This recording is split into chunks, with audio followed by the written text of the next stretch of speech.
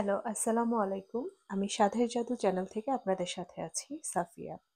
তো আজকে রান্না করব মজাদার এক রেসিপি যেটা আমাদের প্রত্যেকটা ঘরে ঘরে তৈরি হয়। তার মানে হচ্ছে ডিম। ডিম রান্না হবে আজকে। তো ডিমের ভুনা, ডিমের কারি, ডিম বিভিন্ন সবজি দিয়ে রান্না করা সব ধরনের ভাবেই আমরা খেয়ে থাকি। ডিমের কোরমা সব ধরনের।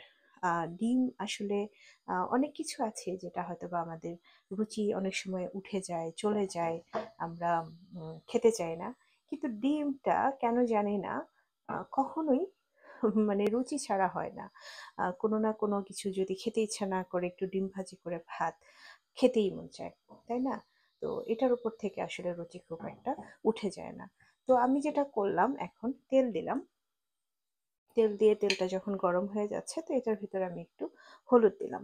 অনেকে আছে যে ডিমটা, সেই ডিমটার ভিতরে হলুদ দিয়ে মাখে।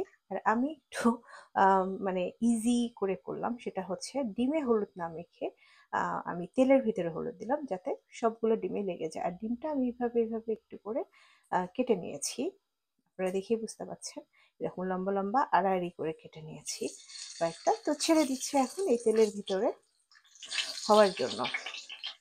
একটু ভেজে নেব, তেলের ভিতরে একটু ভেজে নেব। বেশ শব্দ হচ্ছে, আম, কারণ ডিম তো ভাজতে ভাজতে একটু শব্দ হচ্ছে।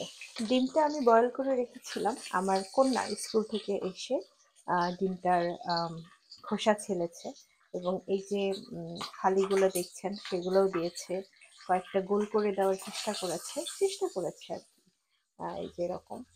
তো যখন এরকম ভাজা ভাজা হয়ে যাবে, একটু গোল্ডেন ব্রাউন কালার হবে, তখন আমরা এটাকে তুলে নিচ্ছি, তুলে নেব আমরা। তো এই যে বলছিলাম, ডিম আসলে খুবই সুস্বাদু, এবং আমি জানি না কেন আমাদের ডিম এত পছন্দ। নট অনলি আমাদের, আমার মনে হয় যে সারা বিশ্বে যারা আছে সবারই ডিম অনেক পছন্দ। ডিম উঠিয়ে নেওয়ার পরে এখানে জিরা, তেজপাতা, দারচিনি এবং সবুজ এলাচ রয়েছে। এটা দিয়ে আমি একটা ফোড়নের মতো দেব। তো দিয়ে একটু নেড়ে, অল্প একটু নেড়ে, একটু জিরা যখন একটু পপড হওয়া শুরু করবে, মানে লাফালাফি শুরু করবে, সেই অবস্থায় দিয়ে দেব হচ্ছে পেঁয়াজ। পেঁয়াজ কুচি, পেঁয়াজ কুচি, বা আপনারা চাইলে একটু পেঁয়াজ বেটেও দিতে পারেন, যাদের যেরকম ইচ্ছে। তো আমি ডিম হিসেবে আন্দাজে পেঁয়াজটা দিলাম। এটা আম, হবে 1 কাপের মতো হবে। হ্যাঁ, আমরা যদি মেজারমেন্ট কাপে নিই তাহলে 1 কাপ। তো এটার ভিতরে এখন দিয়ে দেবো আমি একটু লবণ, তাড়াতাড়ি সেদ্ধ হওয়ার জন্য এবং ভাজাটা তাড়াতাড়ি হওয়ার জন্য। একটু লবণ দিয়ে দিলে ভাজাটা বেশ তাড়াতাড়ি হয়ে যায়। আর যেহেতু এটা আমি ভুনা করব, সুতরাং অত ভাজবো না।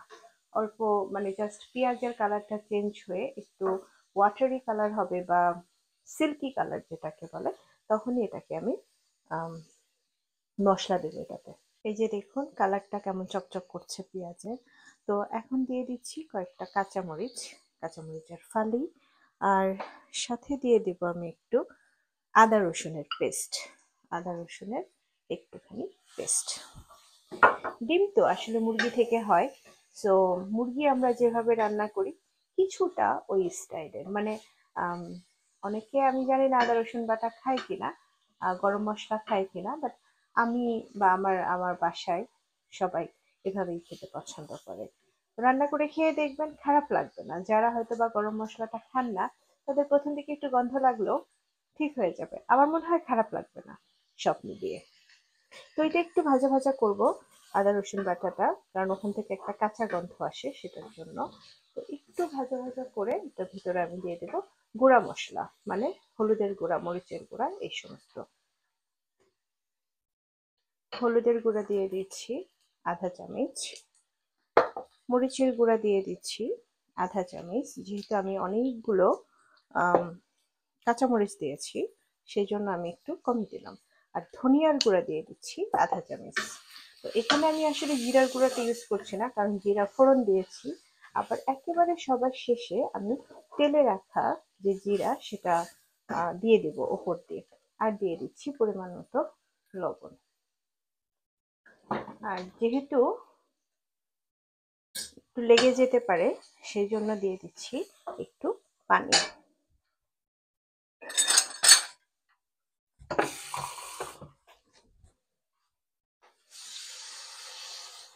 এখন ভালো করে নেড়ে ঢেকে দেব। যে কিছুক্ষণ পরে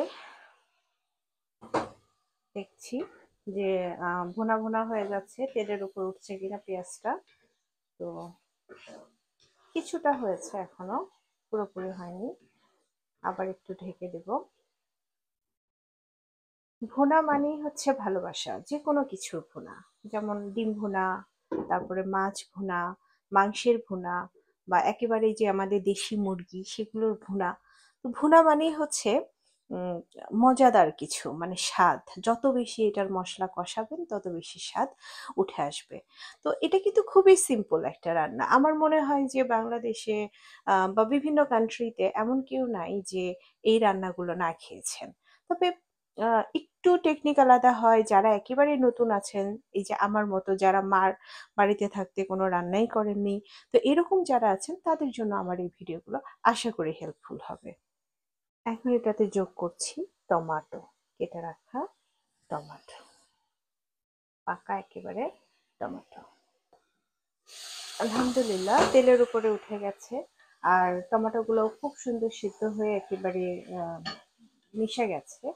তো এখন দিয়ে দিচ্ছি সেই যে একটু ভেজে রাখা ডিম, সেটা।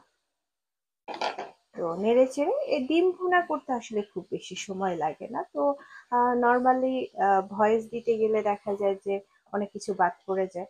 তো ভাবলাম যে আপনাদের সাথে গল্প করি আর রান্না করি।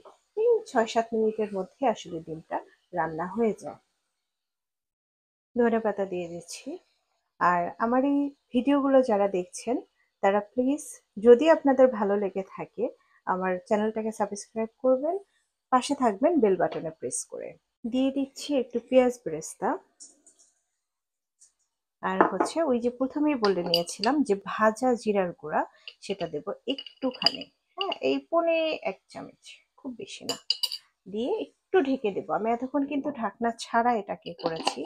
ঢেকে দিলে আসলে অনেক পানি পানি হয়, ভালো লাগে না। তো একটু গল্প করি, সেটা হচ্ছে আমি ছোটবেলায় ডিমের কুসুম খেতে পারতাম না। তো আমার ভাই ডিমের কুসুম খুব পছন্দ করতো। তো তার জন্য খুব উপকার হতো যে আমি ডিমের কুসুমটা আমার ভাইয়ের পাতে তুলে দিতাম, এবং দেখতাম যে ও ডালের সাথে মিশিয়ে খুব সুন্দর একটা ঘন ডাল বানিয়ে খেত। তো যখনই এটা বানাতে আসি মনে পড়ে যায়, যদিও অনেক দূরে আছি। তো সবাই ভালো থাকবেন। আমার ডিম রান্না হয়ে গেছে। এই যে দেখতে পাচ্ছেন আমার ডিম রান্না হয়ে গেছে। আমি একটু নেড়ে চেড়ে পরিবেশন করব। তো দোয়া করবেন সবাই আমার জন্য। আসসালামু আলাইকুম।